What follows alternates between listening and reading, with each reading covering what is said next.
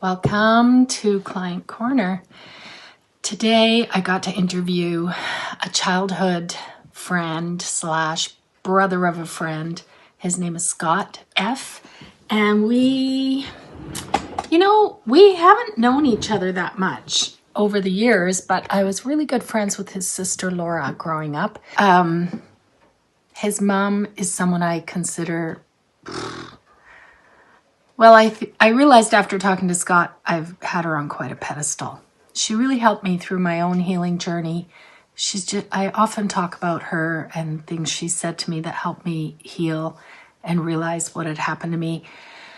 And so a couple things about this video, hearing Scott talk about growing up with parents who were so giving and so had such strong values really rattled my cage. I spent the day afterwards realizing, it doesn't matter. Our kids have to evolve beyond us, no matter how shitty we are or how great we are. It's everyone's role to individuate. And so I guess I had this preconceived idea that if you had quote unquote good parents, and I think this comes from childhood trauma, we spend our lives trying to guess at what normal is and trying to create a family life that isn't like ours. And we think if we don't hurt our children the way we were hurt, our children will be okay. Listening to Scott made me realize even when you have parents who are attuned and there and caring and value driven and stable, you still have some growth to do to separate from that.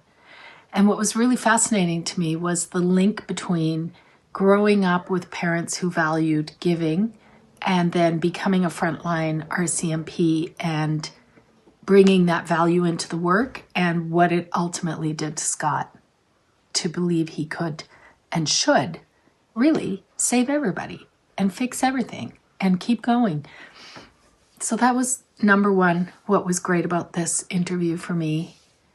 But number two, hearing an RCMP talk about the level of PTSD that happened for him, I was a bit floored. I mean, I knew he had PTSD from his job. It wasn't coupled with childhood stuff. It wasn't sort of,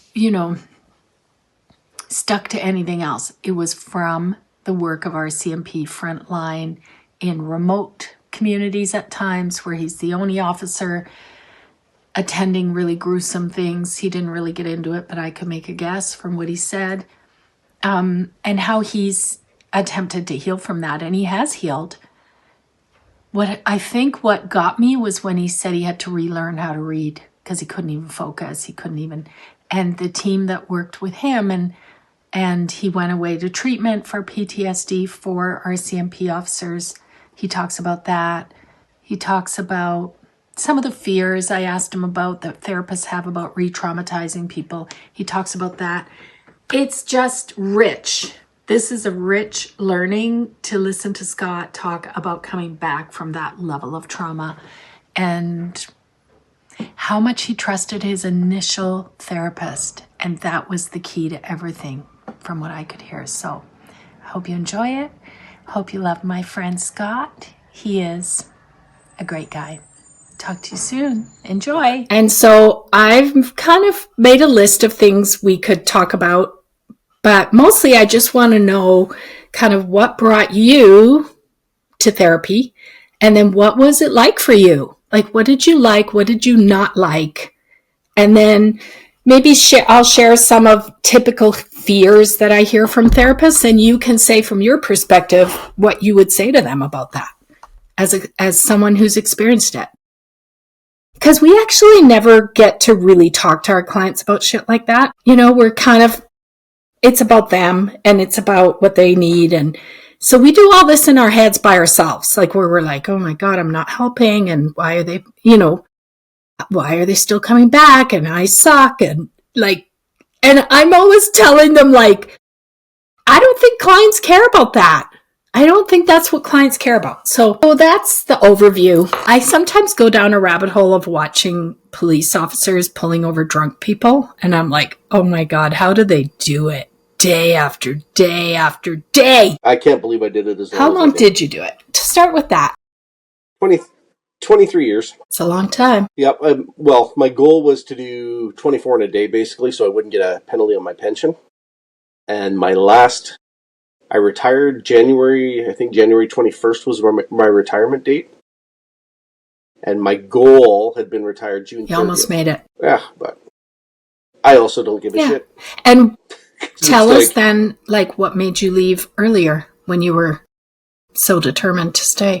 Well, I'd been off for 2 years with PTSD and all this shit that goes with it. The anxiety, the depression, the jammed up emotions, like everything just cascading. Busy mind, insomnia, none of the good stuff. Probably the last 6 months before I finally went off work, I was having 5-6 nightmares every single night. So my sleep wasn't very good. And I was a staff sergeant, like a commander in charge of a detachment, and that's probably not the guy you want running the show in that mental state. Okay, so when did you realize that you had PTSD?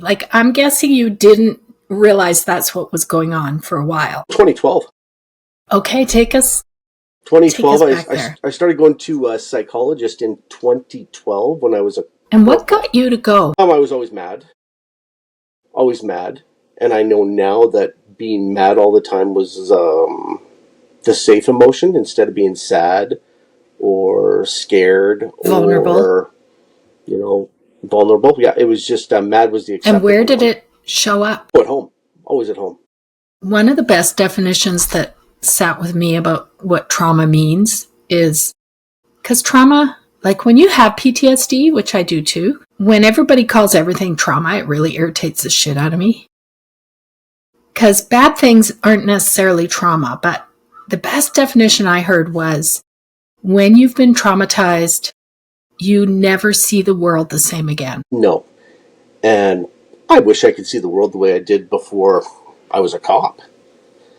So take me to your first appointment ever with a therapist. I want to hear about it. Oh, fuck.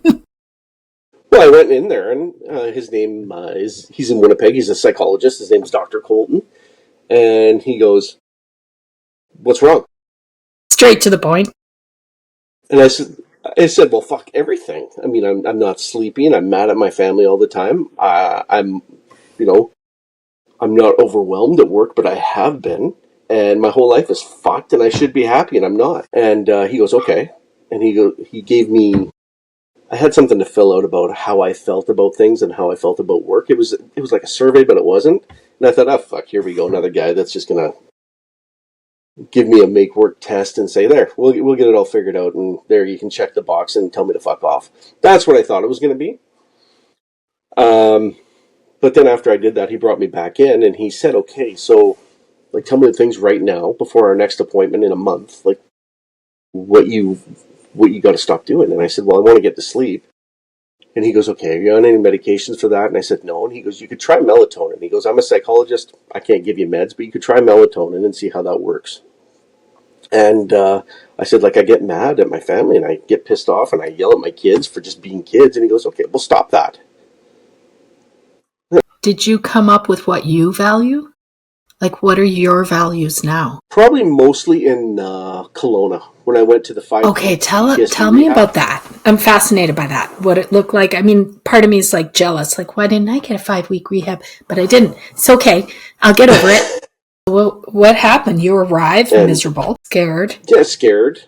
Not sure you want to be there. Scared. The feelings wheel. I was all those fucking things right around scared and chicken shit and afraid. Uncertain. And, pussy. And don't want to. Yeah.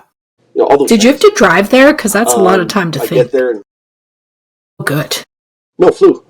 Good. Because if you had to drive and think about it all the way there, oh Christ, no, they flew me, and they covered everything. And 2 other people from Manitoba were on my flight, and I didn't Was know it until just for there. police? One of them I knew. Yeah, it was Okay. just police for us there. And it was we were all RCMP, so we all knew exactly the shit that was going on, and like we all knew what was wrong with each other. We just didn't know what was wrong with ourselves. Therein lies the problem. Back to you arrive at treatment. You see some people you know. What's it like? Yeah. What's the whole thing like? The first get together was, everyone, we're all in the same room. We're all looking at each other, like not knowing what to do or what to say. And they said, like, what are you hoping to get out of this? And everyone was kind of the same, but different. We were all just tired of feeling the way we felt. And we didn't want to do that anymore. And side note, for all of us, that meant getting out. All of us are out now. Yeah. Did it ask something of you that you'd never done before? Like, were you sitting in circles talking about your feelings for the first time, maybe? Mm-hmm. Yep. And being vulnerable. Yeah. Painting. Love it. Ceramics. We did pottery, for fuck's sakes. And that was the one thing that I take from this is the pottery. Like, we went to this place and we're like fucking around, and it was like 2 hours, got in and the it felt flow. like not even 5 minutes to me. And it was time to go, and it was like, what the fuck? But it was 10 o'clock at night. Wow. We'd been there 2 hours, and yeah, it was cool. So, and then but the thing was, I think all of us were open. You had the gift of desperation. We were all open. That's all it was. Is like, this is shit, and I can't do this anymore. And whatever, like we had a psychologist come and talk to us at the start, and she said, like, are you open to trying different things and doing different things? And I said, if you tell me to get naked and run through the bush right now and look for Bigfoot, I'll do it if it's going to help me not feel like this anymore. I'll do whatever you tell me to do. And I think that surrendering that is a really big thing. I'll do anything. Like just saying, okay, I'll just do whatever the fuck I'm told. I'll just do it. And for that to happen, I mean, Dr. Colton had to say, you gotta do this. This is what you need. And so that goes back to Dr. Colton. Basically, my trust with him, it transferred to the people in BC. And when you left that center, what was different about you? Lots. Like a lot. I started, like, the big thing was understanding where the jam in the gut was coming from. When I'd get jammed up and I'd get that weird anxiety feeling in the middle of my chest. Just knowing that, it's going on. And just breathe through it. You don't have to do anything. You don't have to take action. Let it go. Let it do what it's going to do, and it'll go. Acknowledge it, and let it go. And have things changed for you at home? Yeah. Like, I think I'd been off a year and a half, and my son, we were at dinner one night, and he said, Dad, are you ever going back to work? I said, I don't know. Because I didn't know. And I said, why? And he goes, don't. Yeah. So he knew. Yeah. He saw the difference, right? But it wasn't just about being away from work. It was all the work you put into healing. And there was quite a bit of, treatment fatigue, too. Like, oh, fuck. For the first 6 months, I was off. I was going to sometimes twice a week. Yes. To see oh my gosh. I know what you mean. And I was seeing a psychologist and a psychiatrist. And I'm dealing with fucking meds that I'm trying new meds out. Like, I went through about 8 or 10 different meds from the psychiatrist at the OSI clinic to try and both deal with the PTSD and the sleep and the anxiety and the fucking depression and all that, right? So you're trying to get through these meds and figure out what's going to work. Plus I'm going to the psychologist.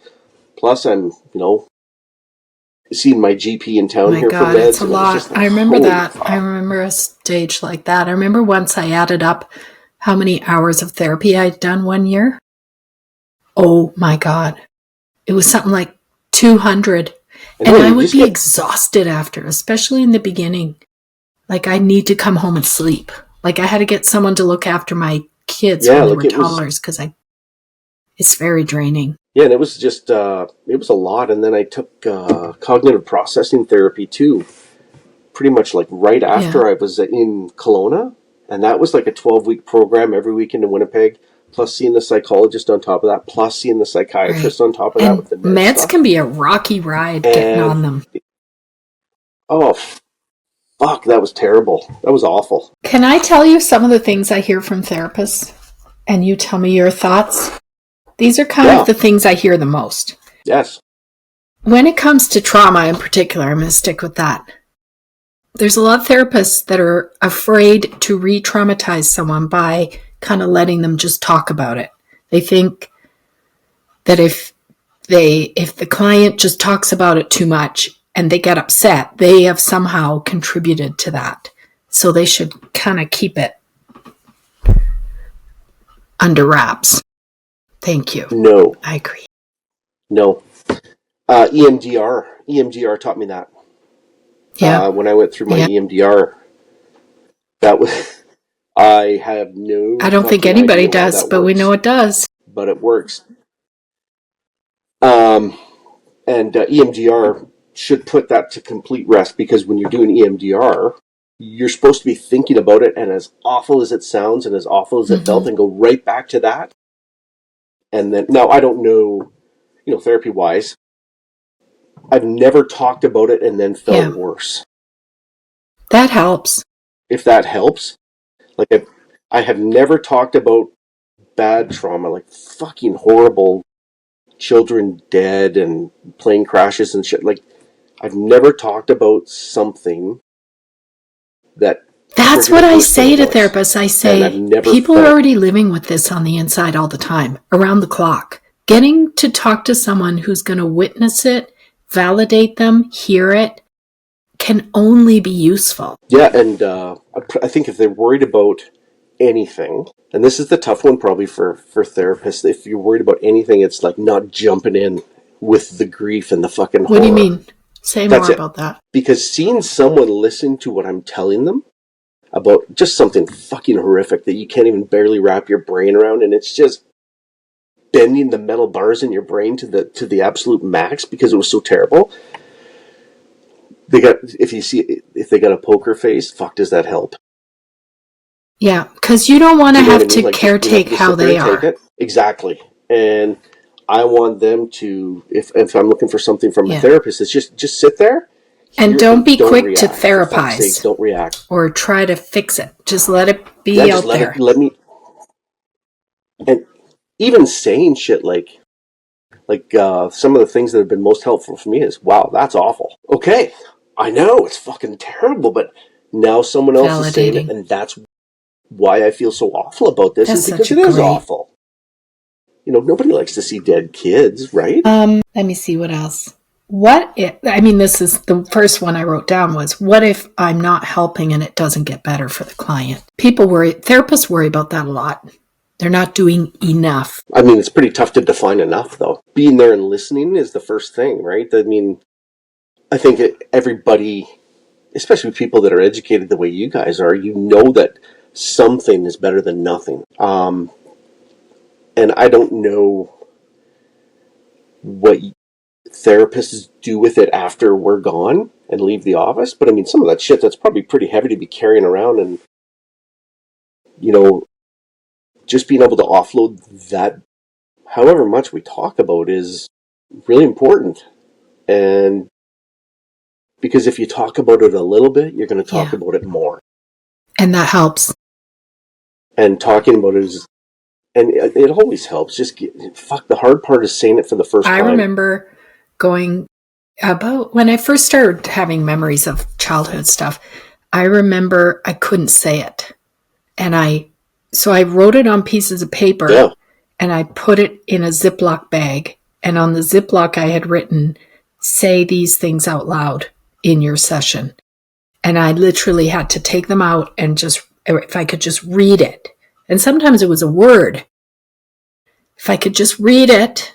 And I had that therapist who kind of he was an old crusty guy, and he would kind of sit there and go, okay, next, next, read it, read the whole thing. Got more? He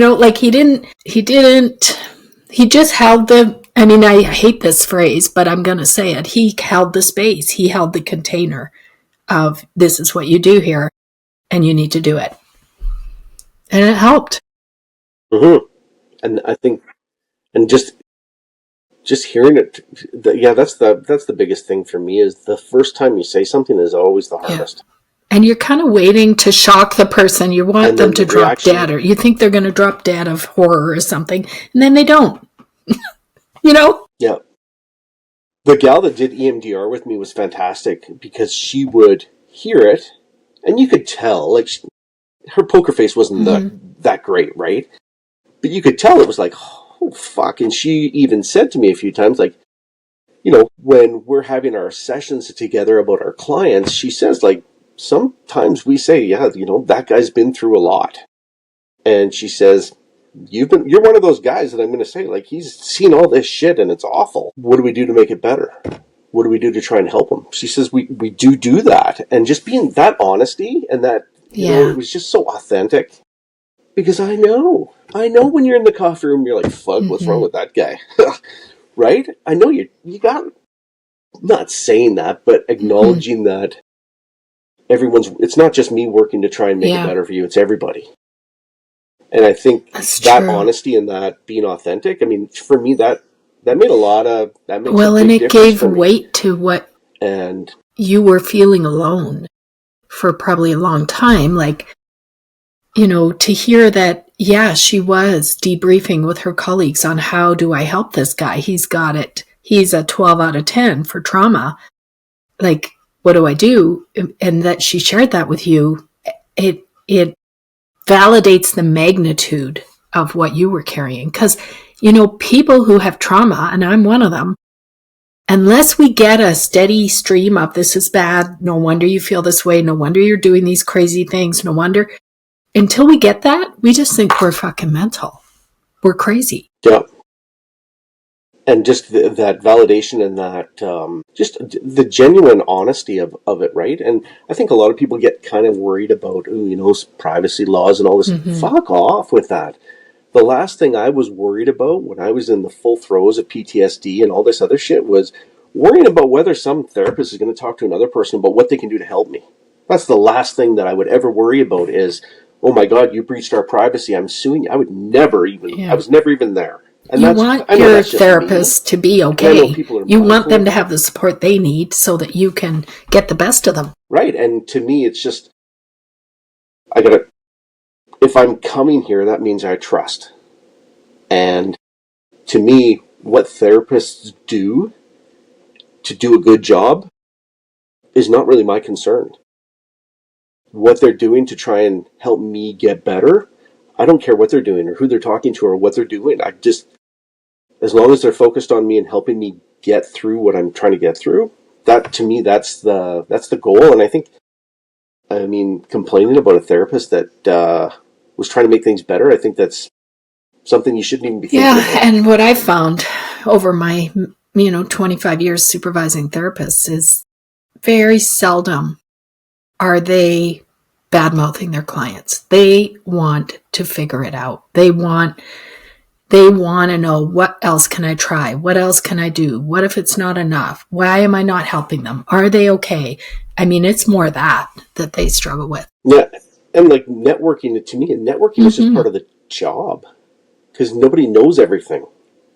And to me, if a therapist, like, I felt better when the EMDR lady had said, like, we're talking about it because big deal. She says she never gave me the impression that it was over her head, but it was just like, there's profound trauma here. It's a lot. And I just want to make sure that I'm sticking on the right track here to make sure that we're doing the best we can for you.